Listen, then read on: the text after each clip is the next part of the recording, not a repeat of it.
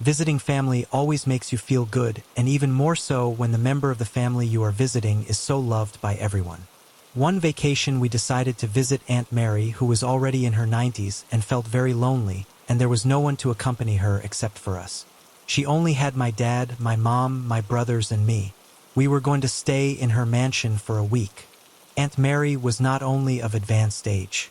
During all those years she created a huge fortune, and don't think it was left to her by an ex-husband or something. She was very good at business and creating companies since she was young.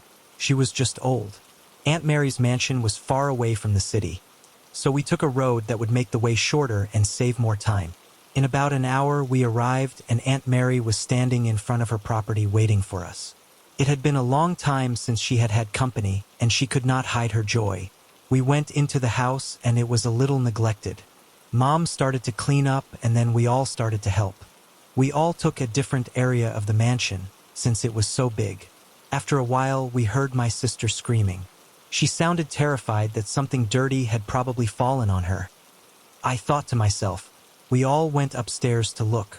She was inside one of the utility rooms, and when we arrived, she pointed to the closet. There was nothing inside the closet, but she insisted that there was a woman in a wedding dress sitting there. We all went into the living room and tried to calm my sister down. Aunt Mary took out some painkillers and gave them to her, which helped her sleep. I went upstairs and opened the closet. I felt someone behind me. Suddenly I felt a push and I was locked in. I screamed and banged on the old closet, but the mansion was too big and no one heard me. My sister was still sleeping, so I thought it might be a practical joke from my brother. Desperation was taking hold of me, as that closet was a very dark place and it was full of old clothes with the smell of medicine. I could see the clothes as my eyes adjusted to the darkness. Although on the outside the closet looked big, inside it was much bigger than it appeared at first glance. What was in there were women's clothes, but they were not Aunt Mary's. I was sure of that. Of that I was sure. I heard Dad's voice calling me, and I waited until he was close enough to yell and hit the closet. Dad heard me and pulled me out. He scolded me for going upstairs without telling him, and we went to the living room. Dad told Aunt Mary that someone had locked me in the closet and looked at my brother because he thought it was him too. But my brother never moved from there, and my sister was asleep on the couch. They thought I had locked myself in by accident and didn't give it any more importance. At night, we went to sleep. Dad and Mom slept in one room, my brother and I in another room, and my sister in a separate room. It was a place where there was no internet or anything like that. The TV didn't work and there wasn't much to do, so we went to bed early. It was 9 o'clock at night, as indicated by an old wooden clock in our room. I decided to change my sleeping position and lay on my side, facing the door. I couldn't see so clearly, but I saw a woman in a white dress right next to the half-open door. This was the woman my sister had described a few hours earlier. I closed my eyes tightly, and when I opened them, there was no one there and the gate was closed. I tried to sleep, but I heard the door creaking, and when I looked up, someone was walking towards me. It was my sister. Apparently she was sleepwalking, but I called my mother and she came immediately. Apparently she had a high fever and was delirious. She was still talking about the woman she had seen a few hours before. Mom took her to her bed and we all went to sleep. After a few hours, I woke up again and my sister was standing right in front of me. Her eyes were closed, but her face looked like someone who was very upset. So I panicked and called my mom again. Her fever had spiked and they called a doctor who checked her out, but he said he couldn't find any reason why the fever might be coming on. So he gave a few recommendations, said to take her to his office the next day, and left. It was morning and my sister's fever was completely gone. We went out to play for a while in the backyard and there were some wooden swings. We played with them for a while and then asked Aunt Mary who they belonged to, but she just avoided the question.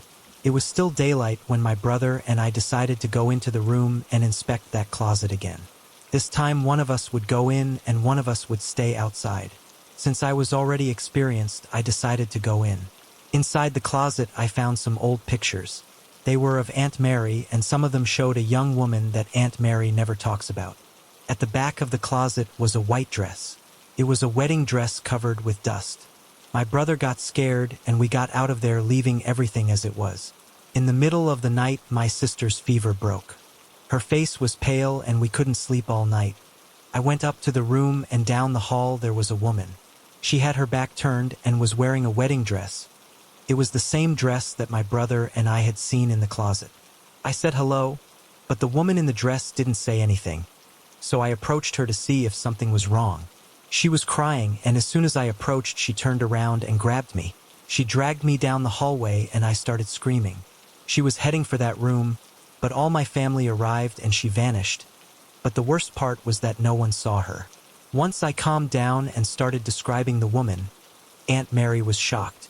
"What's wrong, Aunt Mary?" Mom asked. "It can't be," said Aunt Mary. We were all confused and frightened by her facial expression. She then said, "I had a daughter, Lori. She grew up in this mansion, and although she was a very sickly girl, she was quite happy. Lori passed away on her wedding day. Since then I keep her things in the closet. Sometimes I feel she is around, but I have never seen her like the boy did." I wanted to leave that place, as I didn't like the idea of Aunt Mary's daughter's ghost hanging around. But we were far away and my parents wanted to spend the whole week with her. My dad didn't believe in ghosts, so it didn't matter much to him. At night, I woke up to a very strong light that illuminated the whole room.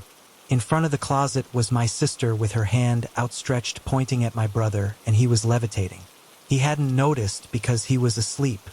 I screamed so loud that everyone woke up, and when they saw what was happening they were as scared as I was. My father tried to touch my sister, but something pushed him out of the room. I started to look, and in the corner of the room, right next to the closet, was that woman. She was using my sister to hurt us. Aunt Mary called a priest, and he came immediately and started pouring holy water in the room, and they were able to control my sister or whatever was possessing her. The priest said that she had to be tied to the bed because when it came back it was going to come back stronger and try to hurt us. They proceeded to tie her up, and the priest poured holy water on her. Her reaction was huge as she pulled so hard that she broke the straps that held her, and the impulse made her reach the ceiling, and from there she began to walk along the walls. The priest ordered to close the door of the room and began to exorcise her. After a strong battle, that woman abandoned the body of my sister. The priest told Aunt Mary that she should burn everything that belonged to her daughter, since she could come back, and every time an evil entity returns it becomes more dangerous and could hurt her. The next day it was as if no one remembered anything. Everything felt calm and the atmosphere no longer felt heavy. We spent the rest of the week with Aunt Mary and decided to return home. My parents decided not to tell my sister what had happened, so as not to worry her, and forbade my sister and me to make any comments about it.